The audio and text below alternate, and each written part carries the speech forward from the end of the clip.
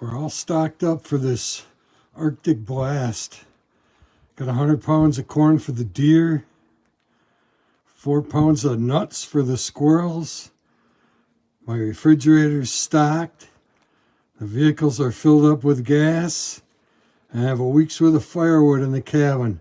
I don't even have to go outside. When historians look back on the winter of 2025 to 2026, some will say it began like any other. Cold, dark, predictable. But those who lived through it know better. They call it the death winter. Not because the world ended, but because, for a moment, it felt like it might.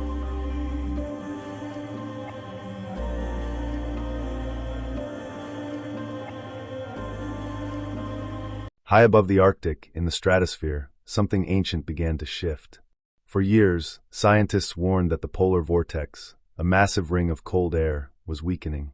A system that once held firm was starting to crack. And then in December 2025, it finally did. A sudden stratospheric warming event, a real meteorological phenomenon, surged across the Arctic. Temperatures jumped by tens of degrees in days, shattering the vortex into swirling fragments. In our story, the cold didn't just arrive. It descended like a living thing. From Minneapolis to Berlin, Toronto to Seoul, temperatures dropped faster than power grids could respond. Snowstorms rose like walls. Highways vanished. Oceans steamed under the sudden freeze. And people, ordinary people, found themselves fighting a season that seemed determined to swallow them whole. But in the darkest nights, humanity did what it always does. Endured. Families huddled together in candlelit rooms. Neighbors shared food, blankets, hope.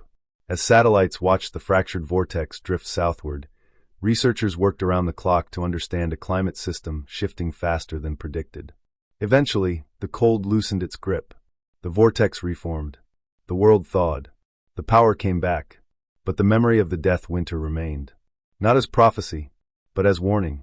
A reminder that the forces shaping our world are real. A reminder that science is not fear. It is foresight. And a reminder that even when the sky breaks open, we are stronger than the winter,